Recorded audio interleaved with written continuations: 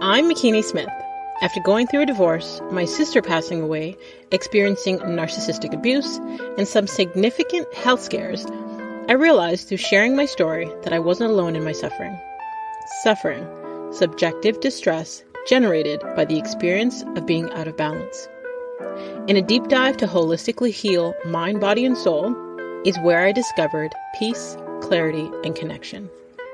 It is impossible to be truly wise without some real-life hardship, and we cannot develop post-traumatic wisdom without making it through, and most importantly, through it together.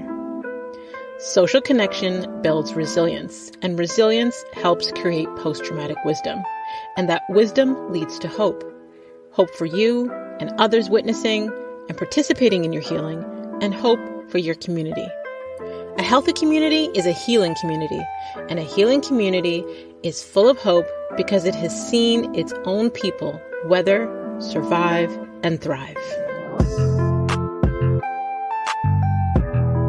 Thank you for joining us on the H.E.A.L podcast, H-E-A.L.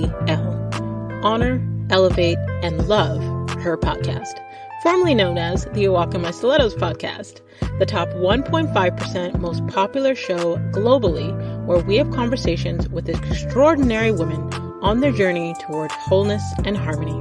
And since you're already here, you may as well subscribe.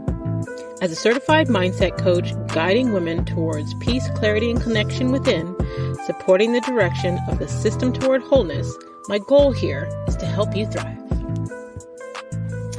Sonia Zarbatany, aka Coach Sonia, is an international speaker, life coach, business coach, and corporate consultant based out of Montreal, Canada.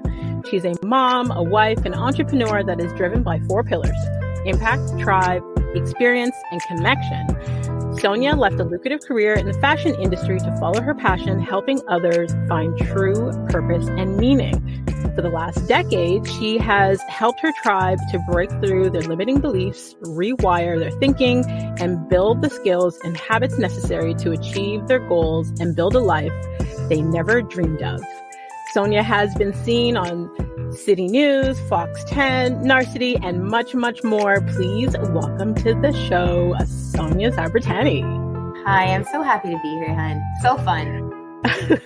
I am so grateful that you agreed to come on and share your story with us. You know, I've been following you on Instagram since 2019. I think the first time I saw you, you were on stage at the Archangel Summit in Toronto.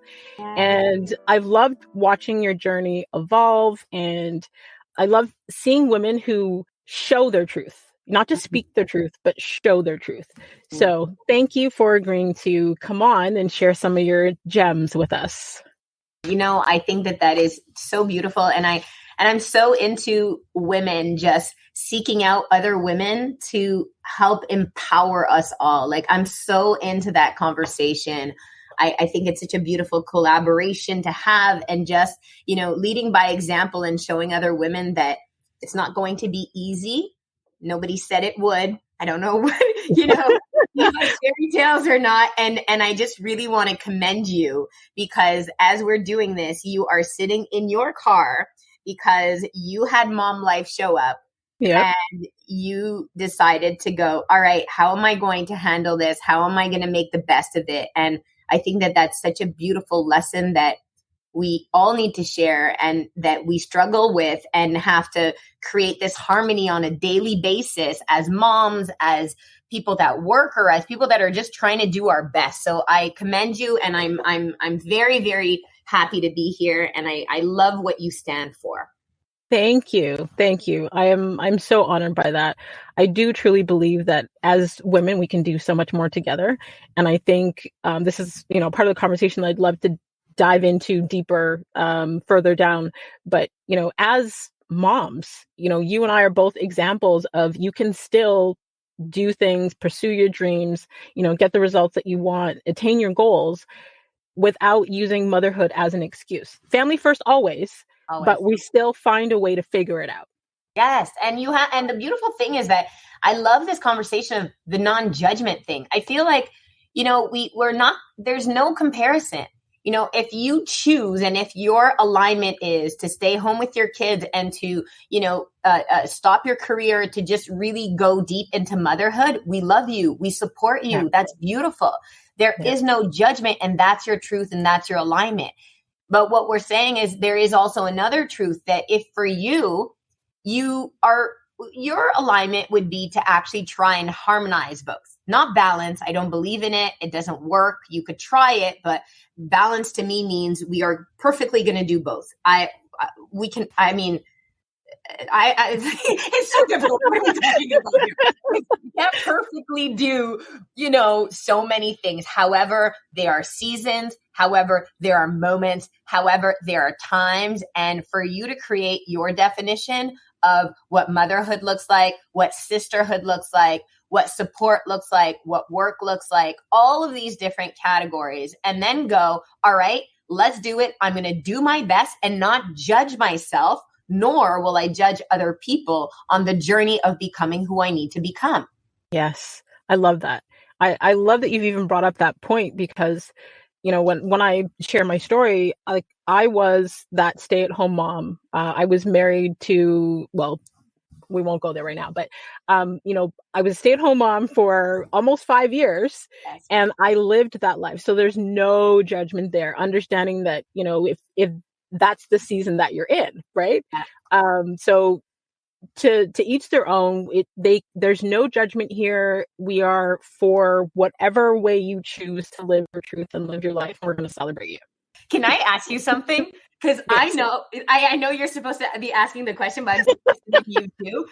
Like, do you have a moment where, because I remember with Mia, my daughter, I remember there was a moment where I was like, because I was running the fashion businesses and I was like, I'm going to fully do just the mom thing. And not like, I just want to do that. And was there a moment after those 5 years where you're like, I'm done. I'm going back. Because there was a moment for you. So interesting enough, the way that it happened for me was that I was in a toxic relationship. I didn't realize it at the time. And when I decided that enough was enough, I was a single mom. He was the breadwinner. He was the one bringing all the income. We had a great lifestyle. We were able to travel regularly, multiple cars, properties. So everyone was like, you're a stay-at-home mom. Where are you going? What are you thinking?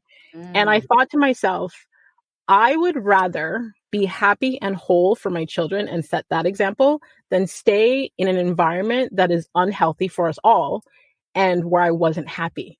So that switch from being a stay-at-home mom was out of the mindset of, I want to be able to still provide for my children, but I want to be an example to them. So I decided to jump straight into entrepreneurship out of being a stay-at-home mom, so that I could still, do the drop-offs to school and warm lunches and all that, but I was still creating my own schedule. So my shift didn't really come from, I guess, I don't want to do this anymore. With my kids being the stay-at-home mom, it was not wanting to be in an unhealthy relationship anymore and choosing that I need to be the one to take control and provide for me and my children in the way that I see is healthier. I love it. It's such a beautiful message. What's interesting to me is, you know how many people, so when I was growing up and I was working so much and I was just hungry, I've always been that. And people used to ask me all the time, well, I don't get it. So what does your dad do? And I was like, what? That's really interesting. And then I got married and I was single for so long because I just really wanted to do my own journey. And I moved that's a whole nother story. But now that I'm married, sometimes I have people that just start following me and they're like, whoa, you're on. I'm like, I'm so hungry. And they're like, I don't understand. What does your husband do? And I'm like, I don't understand. What do you mean? Where's the parallel? Where's the relevancy? Why can't I be with somebody that is either more successful or less or equal? And that doesn't take away anything from my hustle, anything from my drive, anything from my impact. Why does my relationship have anything to do with the level of work, of impact, of community that I want to do in the world? So I think that's such an interesting parallel that so many people want to have, which is well, shouldn't you be happy enough? Like for you, it was, you're with a husband that's providing. Like, why do you want to go out and work? You're rich already. You're like, that's not it. Right? Yeah, that was the impression that people got. And it's like, no money in the world would be enough for me to be miserable for the rest of my life. Like, I choose happiness. I choose peace. It's beautiful. It's beautiful. Okay, you can go back to your own content. It's very interesting. I'm like, oh, let her go ahead.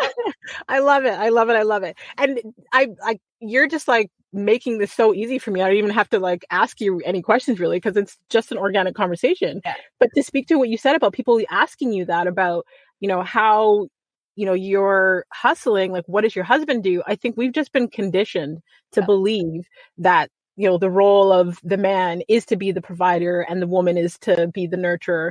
It's the habitual way of thinking from society that created that story that people tell themselves. And it doesn't have to be that way. Your life can be whatever you want it to be. We've been able to design the life that we want. You can have the husband, the children, the stepchildren, the hustle, the impact. You can do all those things if you want to.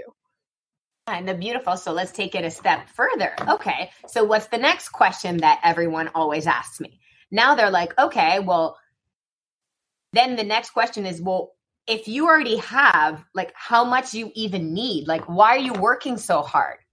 Why do you have to, more clients or more money or more impact or more? Aren't you ever happy enough? And I'm like, that's so interesting once again. Because it almost, again, what is it now tied to? Is it tied to financial? My impact is not tied to financial. Like, I don't need more financial. That's not what drives me. And you'll see that at any moment, like, you only go to a certain level. After that, it's like, okay, now I'm on to other people's missions.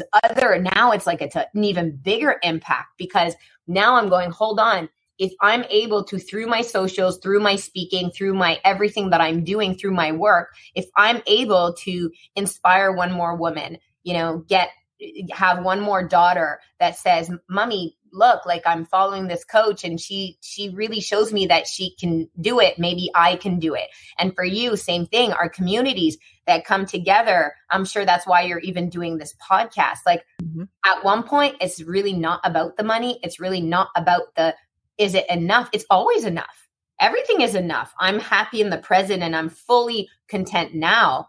But then it becomes a why not? Like, why not go all out?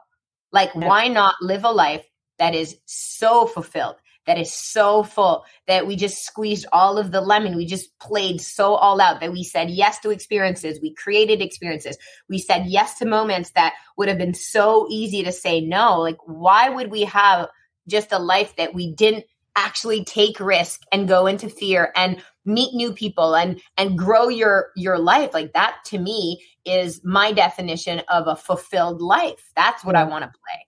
Yes. I think people that ask that question of you, they're more in a scarcity mindset, because when you're thinking from abundance, there's enough out there for everyone. There can never be too much. I learned from my mentor, like, oftentimes it's our perception of a thing that limits the ability to do what we want to do, or to, have the opportunities that we want to have. Because even when it comes to, let's say, just money, let's say that you have all the money that you need.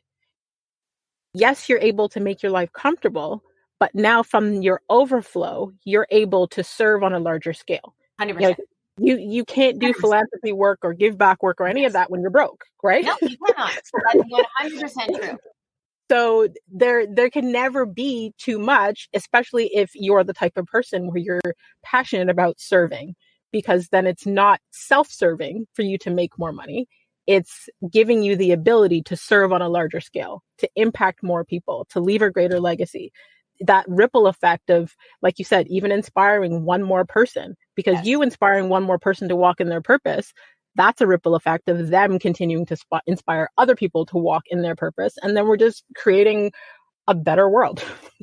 And imagine, yes, to all of this. And imagine, by us also choosing to be that mirror, to be that light, to be that also showing our communities, our followers, our women, our tribes, our men, our all of this. I'm not just women focused. Like, men need our support and our help and are doing phenomenal work and are, being great dads and great husbands. And they're wonderful as well. So for me, I think it's just, you get to a level where there's no judgment. Like even those that are believing that, I love them so much because it's just, they haven't seen it. So they don't even think that it's possible. Yeah. So it's not on them. Like, so I would never judge somebody that comes to me and says, well, Sonia, isn't it too much? Like, or people that think that I'm too much, that I have, if you follow me on socials, some days I'll have 100 stories because I'm a speaker for a living. So for me to pop open my phone and speak is like me drinking this coffee. It's really, really simple.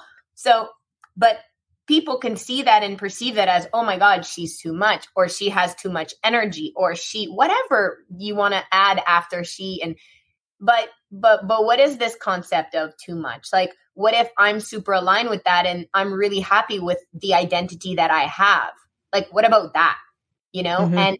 And will I be too much for people? Of course, but that's okay. I'm not trying to be anything else but just myself. And if I'm completely aligned with my identity and who I am, and I speak from that space, well, guess what's going to happen? Other women, other people that are resonating on that same frequency are going to come to me and they're going to say, like you did. And you're like, Sonia, I've been following you since 2019. I resonate with you. I feel you. I feel the authenticity. Why? Because you're on that same frequency, because you're living that same truth, because you're walking in that same light. So we will match. Yeah. Agreed. 1000%. When you're being your true self, you attract people who are more like you and you repel people who are not. And that's okay. Totally okay. That's totally okay. That's it. Their perception of what you're doing really only speaks to their paradigm, their habitual way of thinking, right? Like the same way that representation matters. If we don't see someone doing something, we may not believe that it's possible. 100%. Right? Yes, and say that louder because I could not agree with you more. Yes, it's true, 100%. Yeah.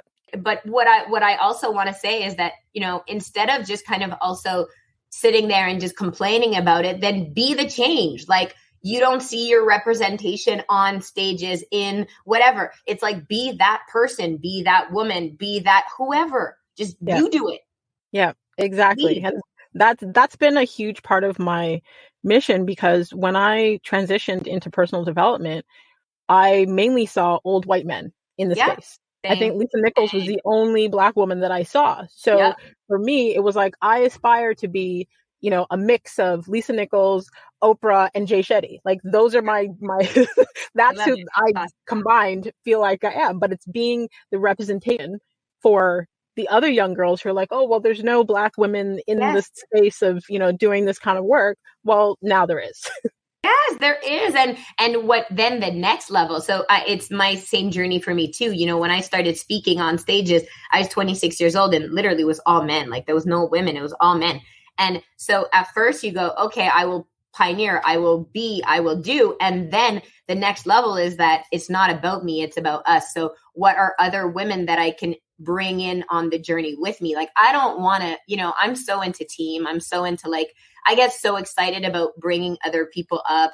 I love that so much. Like, it makes me so happy to see those that I love and those that not even that I don't even know, but win. Like, I really get great, like, joy. It brings me a lot of joy. So for me, it's really about, cool, I could do it, but who else can I bring along the journey with me? Like, who else can I support? Who else can I shout out? Who else can I refer and say, hey, you're missing some women here, or hey, maybe you can, like, that's a really strong and beautiful. And that's the message that we have to give to everyone, not just an ethnicity, not just a color, not just a race, not just not just a sex, like everyone. If you don't see that you're not represented, like, lead the way, go, and then bring your people with you. Yes, I agree with you 1000%. So, okay. So for the listeners of this podcast that don't know who you are, give us the Coles Notes version of your story. Sure. Yeah. So, definitely, I think I would love it if your listeners can not only follow me on Instagram. It's Sonia Zarbatany. But I would love, because that's just a simple thing, but I would love that if they could also tag you and I and tell us like what was their biggest takeaway, because I love hearing that. And I think that that's such an important message, which is we listen to so much content and we consume a lot of content, but what's that one point that hit?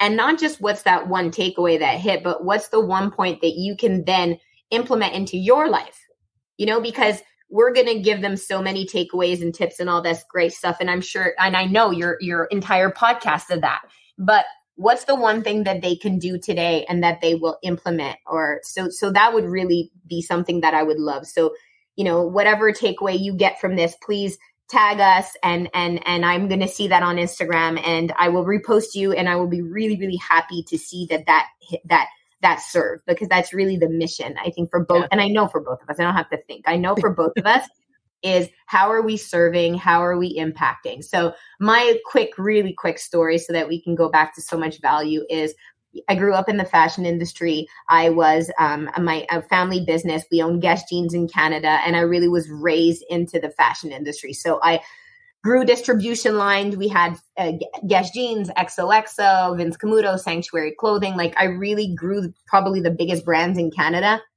and Europe and then the US and all that. So until I realized that I was always an outcast. I never fit in. I was born in Morocco, and that's a longer story, but I just never fit in. Like I was just always that super energized, curly haired girl that loved to dance. But I was like, what? Something's wrong with me. I really thought something was wrong with me. So at the end of my school, I wrote my last exam and I moved to LA, and I got scouted to do this TV show. And I realized when I got there that I'm like, wait a second, like I need to figure out who I am, because I have no idea. Like I know I'm good at, business and sales and all this stuff, but I'm like, who am I really? So I got into personal development and I got into Landmark, and Landmark really triggered me in a way that I was like, hold on, I've got really big, triggers over relationship, and I have, some inner child wounds to go fix. And I went deep into personal development, Landmark. Then I went Tony Robbins. Then I went NLP. Then I just really the full spectrum into relationship coaching. And I became a speaker. I started speaking at the age of 26 and coach around the US. And then I really realized that was the work. Like that was the passion, and that was the purpose. And it wasn't it wasn't just about self and it was about, I didn't see women on stages, and I realized how much personal development helped me in every single category of my life.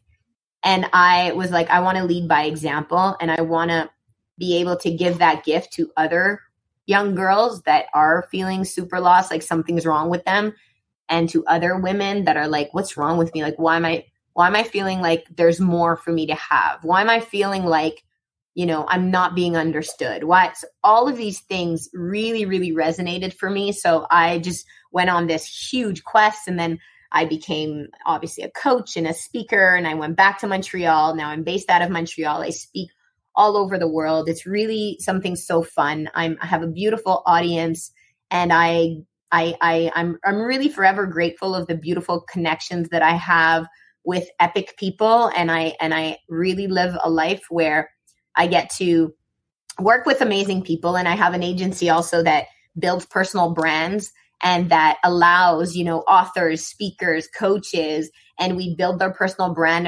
across social media accounts, and we build them from YouTube to Facebook to Instagram to all that stuff, so that their message and their story can really be propels. And I think for me, my greatest X factor is really strategy. Like my head is a whiteboard. I create, and I can sit with you and within 10 minutes create your entire strategy. So that's the cliff note.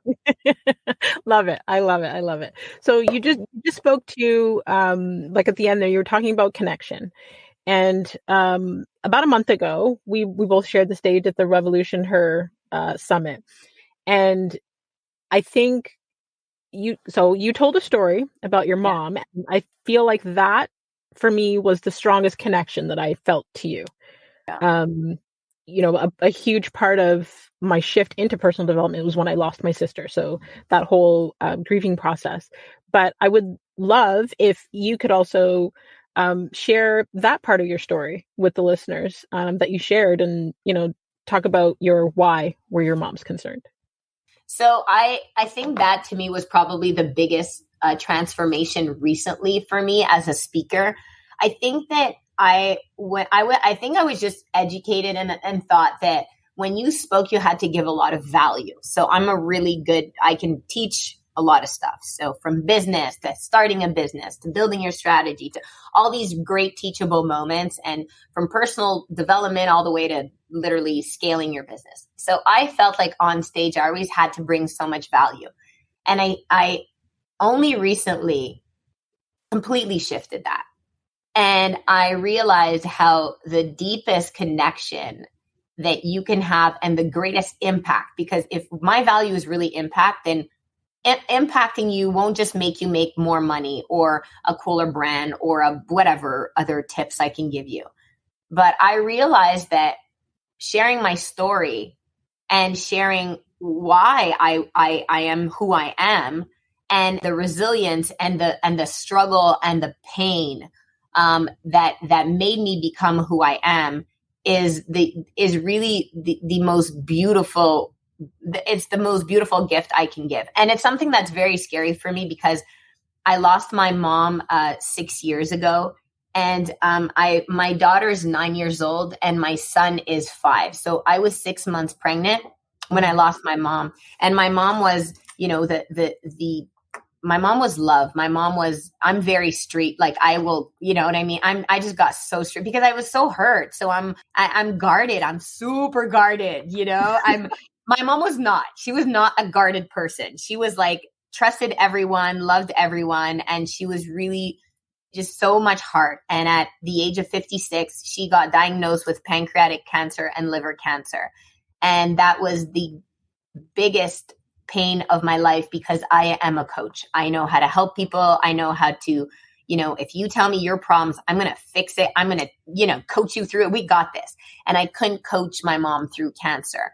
And seeing her through this journey that took her 2 years to then end her life was something extremely, extremely difficult for me. And when I finally started sharing that story, I realized, let me tell you something. You get to, we're talking, this is 6 years later, okay? I've been speaking on stage, like I do this for a living. It took me 6 years to tell this story. So you don't have to tell your story. You don't have to go into wounds and until you are ready for it. And it takes a lot of courage because then people start telling you their story. And that's really painful too.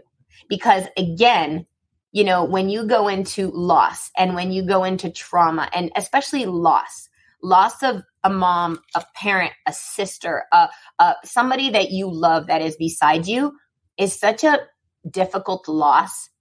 And so be kind to yourself.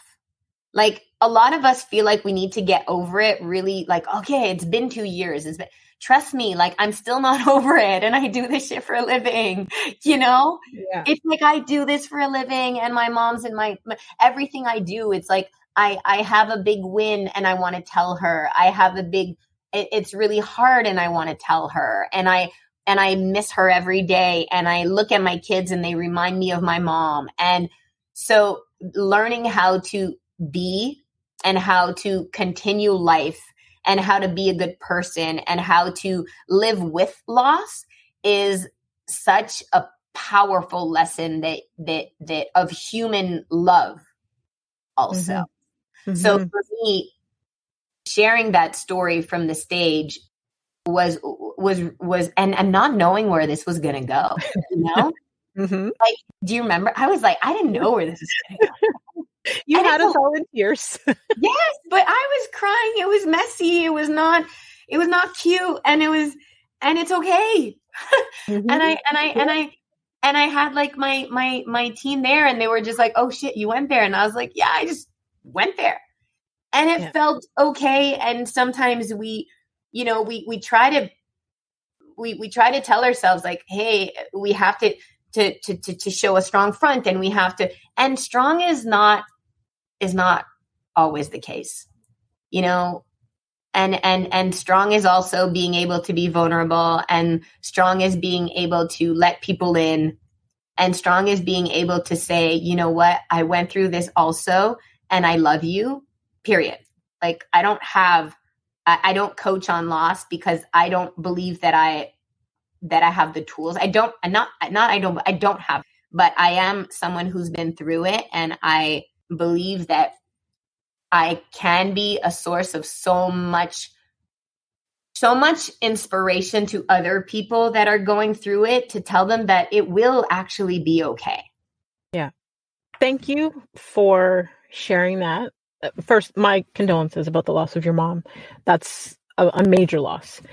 And the level of vulnerability that you shared that story on stage at the Revolution Her Summit, the reason why I said that made me feel a deeper connection to you is because since 2019, I've viewed you like gangster. Sonia's a gangster. like I'm still a gangster. Your mannerisms. I was like, what Toronto hood did this girl grow up in? Right? That was how I originally viewed you. And then when you shared your story about your mom, your vulnerability in that moment made me feel a deeper connection to you, because I lost my sister, and that was a shift in my life. And it brought me to a place where I felt it's like my heart was giving your heart a hug in that moment. So you didn't lose any street cred. You're still gangster, right? You're still gangster. But I definitely felt a closer connection to you from hearing that part of your story. And I do agree that, you know, sharing vulnerable parts of your story is not for everyone. I think that if you're not ready, you shouldn't publicly share your story if you're not ready. Sharing your story with people who deserve to hear your story, sharing your story with people where you feel, you know, a sense of community, and maybe you felt safe in that room to share your story in that moment. So when my sister passed away in 2012, I've been sharing my story of divorce and toxic relationships and then losing my sister since like 2014. Yeah. And sharing it publicly was a part of my healing process, because I was able to not only talk about it so that I wasn't suppressing my emotions about it, but like you said, people start sharing with you. So I had people that were reaching out, sharing their story and how they connected and how they felt, and it built community. So I know that's one of your pillars. So I just wanted to, one, thank you for being vulnerable and sharing that part of your story.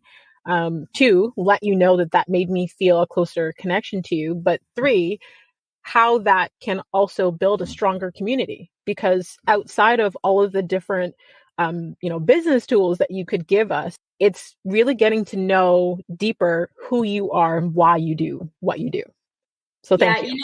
I love you so much for this. But I have to say, it was really hard for me too, because when I lost my mom, it was probably right before you started following me, because I shared because I had to fly back from I was in LA and my mom was in Florida, and I had to fly back, and she passed on the 31st, and I was again super public online, and I didn't want to be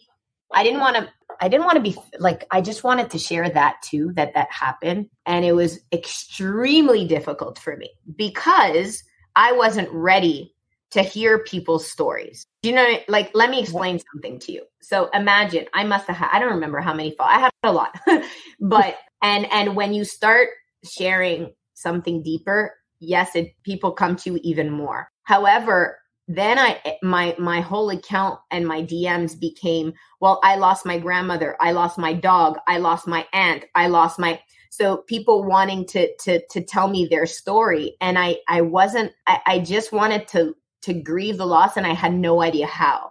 So even I needed to heal, because I wasn't ready to hear about your dog. Cause I was like, fuck you with your dog. I just lost my mom. And it's not, do you understand? Like, I was triggered. So that's not a nice place for me to be. Because you probably told me about your dog because you cared so much about your dog, but I was so in my mess that I wasn't being empathetic to your share. Do you get what I'm saying? And how many times are we so in our mess? And it could be a divorce, and it could be and you're like, yeah, but I'm hurting more. It's harder on me because your husband left you money and I'm broke on the street. And so that's what I'm telling you guys, just be kind to yourself, because at that moment, I was not in a space where I could hear my followers that I adore, like my community that I love. And I know that these people were telling me about their aunts and their grandmothers and their dogs in the kindest, most, like, Sonia, I've felt lost too, but I made their loss not as big as my loss. Do you see what I'm saying? Like, that was not a good place for me to be. So, and I saw that and I was like, whoa, I'm better than this. I need to step away. And I stepped away and I concentrated on what I could control, concentrated on what my gift was. And I went deep into that. And now when I do share and I know that that will resonate with a lot of people. And when you do reach out to me and tell me about your dog, I want to hear about your dog. Now I'm ready to hear about your dog. 6 years ago, I would have compared that I'm hurting more than you. Mm-hmm. Do you see what I mean? Totally see what you mean there. I feel like healed ears hear differently. Yes. When we're in our hurt and in our trauma and in our feelings, we're projecting everything that comes out of our mouth, right? So if someone says something, we're quick to take offense. Yes. So I've had to learn over the years to remove comparative suffering, because especially when you're grieving someone. So, I had a friend that when we were teenagers, lost a friend during that time. And he seemed to make that loss, I don't want to say a bigger deal, but it was almost like, yeah, well, you lost your sister, but, I'm still grieving the loss of my best friend. Da, da, da. Yes. And I had to learn, like, our perception is our reality, right? Yeah. So we can't compare suffering. We can't say that your suffering is any more or less than mine. We can't say that, okay, well, because this woman has a husband, that her life is easier than this single mom. We don't know people's levels of their hurt, their trauma, their wounds. We don't know nothing. We only know what they choose to share. So we can't compare, right? So I love you being honest about, in that moment, you weren't ready to hear that. Like, no. I totally agree with you. I remember my pastor saying something to me once and I took it literal. Like, I wanted to punch people in the face when, my sister passed away and they were like, oh, well, everything happens for a reason. It's No, like, can I? Oh my gosh, did I ever hear that? I did not want to hear that in that moment. That's not a good thing to say. It's not. So I feel like we all have to learn not to do the comparative suffering. We all have to learn that when we are listening, we have to even self-check and ask, am I hearing this with hurt ears, or am I hearing this with healed ears? I think I want to say about 5 years ago, I went through a really horrible public breakup, and I started speaking about narcissistic abuse and partners with narcissistic personality disorder. But I had to take my time first and process my grief of that relationship, because when you are sharing from your open wounds versus your scars, stuff starts to seep out. People will say things like you said. People will come and the whole world wanted to tell me about their narcissistic experience and all of that. So I had to be prepared for that before I started sharing my experience, right? So, I love all the points that you just spoke to with, like, the comparative suffering. It's so funny how, can I tell you something else? So I don't know if you watched my stories this morning, but I was talking, and I'm going to post about this today. So I was talking about how, this perception of someone being real, but then what about filters? What about makeup? And what's so beautiful is that, imagine this, if you, again, are coming from a place of being super aligned with who you are, you open a conversation. Yeah. And I love opening a conversation that is highly triggering for people, because they actually think that how they believe is the truth. It's not the truth. It's your truth. So it's so fun because I get to, use my platform, and I did. And I was like, guys, what do you think? And it is so polar opposite. I have people that go, yeah, no, you could totally be real. And it's from the inside. I even brought my husband in on the conversation because I was like, here's my husband. I saw that. Right? So it's highly triggering to people because, if some of them who use filters and they're like, look, I like, this is fun. I don't think that I'm a fake person if I'm using filters. And then other people are going, no, you should be real. But then I'm like, so to what level? Is it filters, but not makeup? Makeup, but not Botox? Botox, but not redoing your nose? To what level should we show up at? No, it's so interesting. Yeah. And what's beautiful about this is, again, there is no reality. There is no, this is right and this is wrong. This is your perception and your definition based on your level of confidence, based on your level. And that is beautiful. And you're right in your way.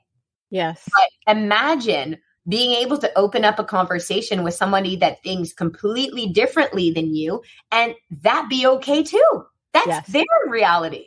Absolutely. I love that you brought that point up because I feel like sometimes we surround ourselves in these echo chambers, whether it be, a Black person saying they only interact, or Black businesses, or blah, blah, blah, or whether it be women that only listen to other women. We create these echo chambers. Mm-hmm. And I'm a huge believer in not only just diversity of thought, but surrounding myself with people that think differently than me, people that don't agree with me, because that opens up the conversation. It opens up my mindset. Instead of my mind being set in a particular way of thinking, I am open to your truth, my truth, how both can be true at the same time.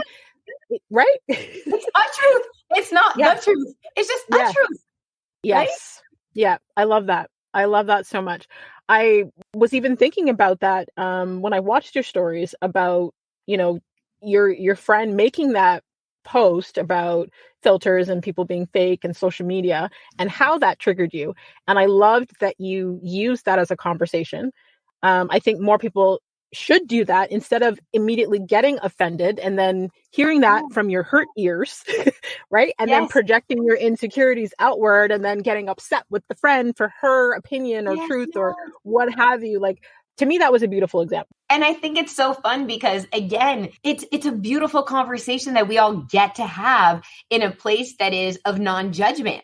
Like, I think that's beautiful. So imagine how many other beautiful conversations we can have and expand our thinking, because it doesn't mean I'm right or you're wrong and I'm right. It's just, oh, wow, that's a really beautiful way to look at that. Like, I love that so much. And I love that if we, again, use our platforms, use our messaging to just be like, you know what? How you think is completely okay. And you're also allowed to change how you think. Yeah. And that's okay too.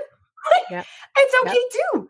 Yep. You're allowed to evolve. People will blame you for, she changed. What do you mean? How unfortunate would life be if you cannot change and evolve? And, maybe that was your experience of a relationship. And now you are an evolved person that's done work on yourself. You've healed yourself. And now you're ready for a more elevated relationship, both in your private relationship, in your friendships. Like, that's wonderful. That's beautiful.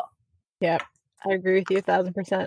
1,000%. So, okay. So how can women begin to take off their mask and live an authentic life and stop playing small? They can start with this. Just, I love when, even before the interview, you were like, okay, we're just going to talk and just kind of be yourself. I'm like, yeah, that's the only thing. Like, I don't know how to be anybody, right? It's too much energy to tell each other that. Yeah. Imagine you have to like start a podcast and be like, hey, just like you could just be yourself. Like, well, okay, love it. But how about if we just start really showing up as that, in our social media, in our jobs, in our friendships, in our relationships, and making it and start having people around you that are really at that level of the non-judgment and that are level of, like, here I am in my car while my kid is inside because she's sick, or me being like, hey, I got to go pick, and exactly what we're going through. And like I told you, I'm like, babe, You want to reschedule? I got you. No worries. And you're like, no, I could totally handle this. I'm like, I got you. Let's do this. Yeah. Do you know? But if you would have said, Sonia, I love you. I'm my kid. I wouldn't have even heard the next sentence. I'd be like, you tell me when we got this. That's it. Yeah. We need more people to be open, because a closed mind can't accept new ideas. And I think that a lot of us, especially right now, I don't know if it has to do with the pandemic or what, but it's like people are so closed off at hearing other perspectives, other opinions, other beliefs. And at the end of the day, we are all more alike than we are different. If we would just open up our minds to seeing that. And everything is about perspective. And sometimes we have a what's the word I'm looking for? A misperception of ourselves, other people. And if we were more open to just allowing people to be who they are without judging them, and even asking yourself, why, if we are judging someone, why are we judging them? Is that our own insecurity showing? Yeah. Is it something about them that makes us feel a way about ourselves? Like, I have a girlfriend of mine so she passed away at the beginning of COVID. And she was a really great business coach. And she's not someone that regularly wore makeup. And she would show up in her stories with no makeup. Sometimes she would show up from her bed. And she had a woman that messaged her and was like, well, I hire you as a business coach. The least you could do is put on some makeup before you show up in your stories. But she was like, oh, wait, I'm sorry. So I'm not real and I can't give you the same value because I don't have makeup on. Like, can we all just be ourselves for a second? Can I be free to be me? I just think that we should all be more open, because we weren't put on this earth to all be the same. We're not cookie cutters, right? We're all unique in our own way. We can all be our authentic self without hurting someone else. Yes. Yes. Yeah. Yes. And I just, honestly, can I just tell you how much I love you? I think you are absolutely wonderful. And it's been so nice to just talk, because you are so the real deal. You feel it so completely. And I'm really like, we are friends now. We're friends. I'm like sending you my number. This was nice. Like, you're wonderful. And however I can support you and your community and what you're about, like, I really like you. You're really, really wonderful. Thank you. Thank you. And likewise, I'm happy to support and provide value for you and your community in any way that I possibly can. And before we go to the final segment, the rapid fire, if you want to tell the listeners where they can stay connected with you, where they can learn more from you and about you. So definitely on socials. Instagram is probably the number one platform.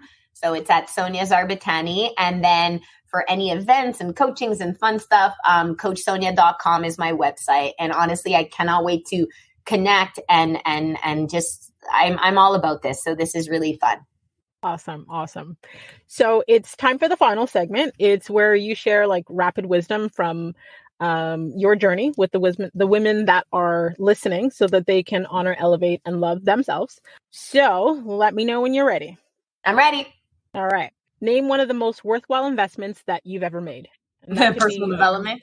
Literally, put all your money in it, all of it. Like, whatever you invest in, that's the best investment of my life. And I keep just like have a coach, have a mentor. I'm telling you, like, yes. Okay. Yes. I love that you shouted that before I even finished the question. I was like, oh, well, that could be, and I was going to say money, time, energy. And you're like, yeah, personal development. Personal development. Yes. 100% is the best money. And invest. And don't just like get free stuff, invest, because that'll make you actually move into action. Agreed. 1000%. What have you become better at saying no to in everything, the last 5 years? Everything. I have no problem saying no. I love saying no. I think saying no brings in so much opportunity for larger yeses. I'm really, really good at just going a line and be like, no, I love saying no. Love it. Okay. What's been the biggest surprise that you've had in the last year, and why do you think that is? What's the biggest surprise? I think surprise is, I think I know what surprise is. I'm really in like how much I manifest when I'm in flow. And I manifest fast. Like, as soon as I'm aligned to something, it's like, of course it's showing up. Like, literally, of course it's showing up. Yeah. But I have to be so aligned and I have to speak it into existence. Like I have to know it's like, oh, this is where I'm going. Boom, it shows up. Like that's been the greatest surprise. And even though I'm like, of course, I'm still really surprised that it keeps happening. Love it. Love it. Okay. When was the last time you cried? I think 2 days ago. Okay. When was the last time you apologized to someone? Oh, I love apologizing. I think it's so nice. Yesterday, someone was wanting me to show up at an event, never saw the email, and they got really like, it was really an interesting thing. And I was like, I'm so sorry. I really just didn't see the email. You should have. Yeah. So that was, yeah. Okay. Yeah. Okay. Name a book that has changed or greatly impacted your life. Love it. I think that, one that's really impacted was like the 4-Hour Work Week. I feel like that was like a game changer. Like when I read that was like so long ago, but I remember that book always been like, there's another way to do it. Yeah. Love it. Love it. Okay. Last but not least, yes. What do you wish women would do more of? Just say yes to themselves. I just wish that they would, there's a lot, but let me tell you a couple more things. Like just say yes to themselves, put themselves first. I feel like they put the kids, the husband or wife, the career, everything. And they don't realize that how much, if you just put yourself first and fed yourself, how much of a better mom, a better partner, a better friend, like you could show up for everything else so much better. And I wish that we really would look to other women, realize that no one is our competition, and realize how much we as a collective are so much more powerful than anything that we could do alone. Yeah, absolutely. I couldn't have ended the show on a better note. Thank you so much, Sonia, for sharing your story, your wisdom, your gems, your vulnerability, your authenticity, all of it. Thank you. I truly, truly appreciate your time. And like I said before, if there's anything I could do to add value to anything you're doing, I'd be happy to help. I love you so much. We're staying connected. You're coming to our events. You're coming to Montreal. We're doing this. And go kiss your good. Kid. And you are wonderful. This was so much fun. You're awesome. And thank you for everyone listening. Thank you so much. And to all of you healers out there, until next time, subscribe on all platforms. Don't forget to rate the show and leave us a review on Apple Podcast.